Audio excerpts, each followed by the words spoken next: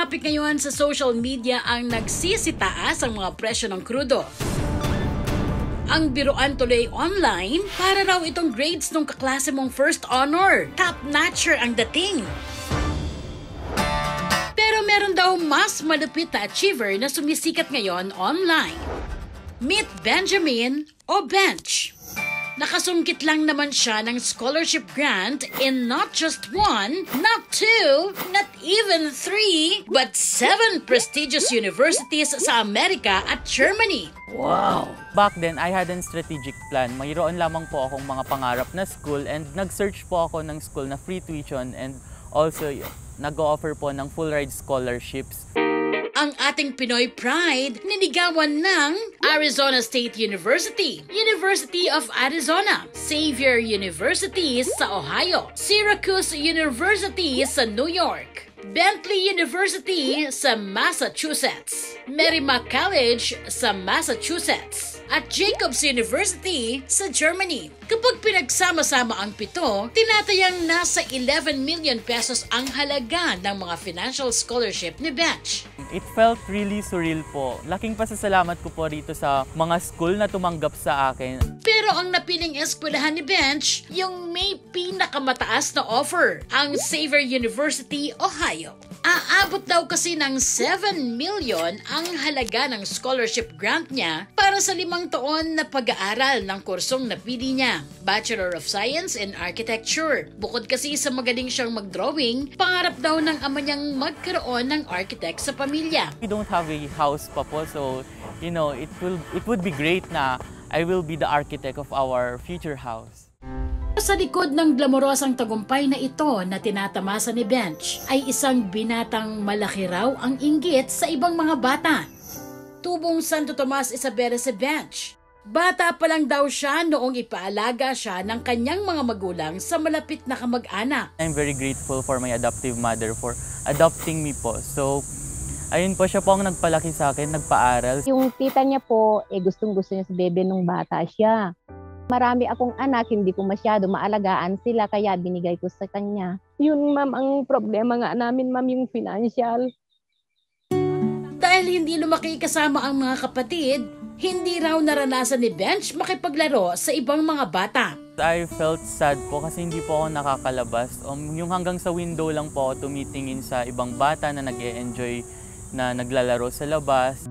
Hindi man daw nasubaybayan ng kanyang biological mother ang paglaki ni Bench, sobrang proud daw siya sa mga achievement ng anak.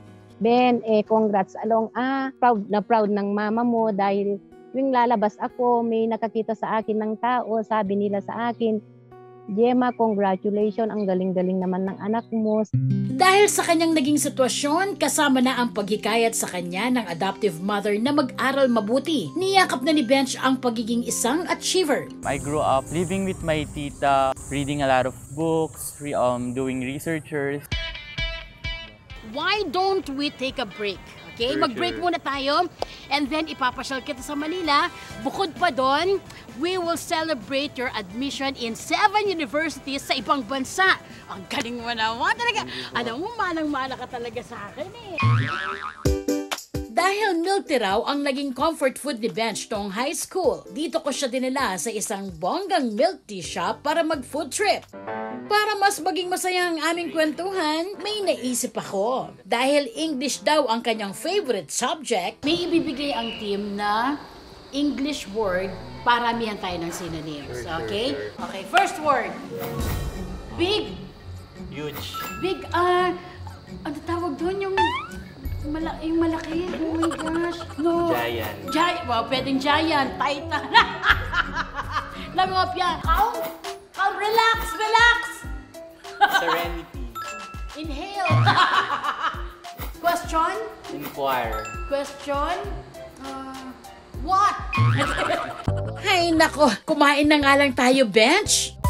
Alam niyo ba mga kapuso na itong si Bench, hindi lang pala academics achiever. Pagdating kasi sa arts, with honors din ang peg niya. Whenever I'm stressed with academics po, nag-arts na lamang po ako. Nagpe-painting, nagdo-drawing. At dahil apektado ang pamilya nila nitong pandemya, naisipan niya itong pagkakitaan. I post it on social media and there are some people who wants to avail the painting po.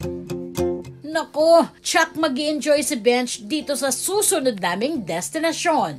Ito ang haven ng mga taong mahilig sa arts. Kahit yung mga walang experience sa pagpipinta like me, pwedeng gayahin ng sample paintings. Pwede rin mag-paint ng sarili mong subject.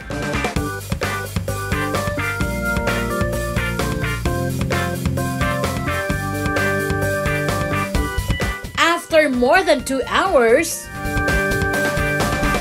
mga kapuso, ito na po ang aming masterpiece. I got a 1, 2, 3. Ang mga obra na ito, pwede na naming iuwi. Yehey! At balita ko, Bench, idol mo raw si kapuso actor Ken Chan. Bench, I hope to meet you soon. At sobrang na-touch ako na gusto mo raw ako ma-meet. Sana ma-meet kita dahil marami akong gustong itanong sa'yo at magpapaturo ako sa'yo kung paano maging isang matalino. Ingat ka lagi, Bench. God bless you. Keep safe and stay healthy. I'm so proud of you. Congratulations. Mabuhay po. ang Pinoy!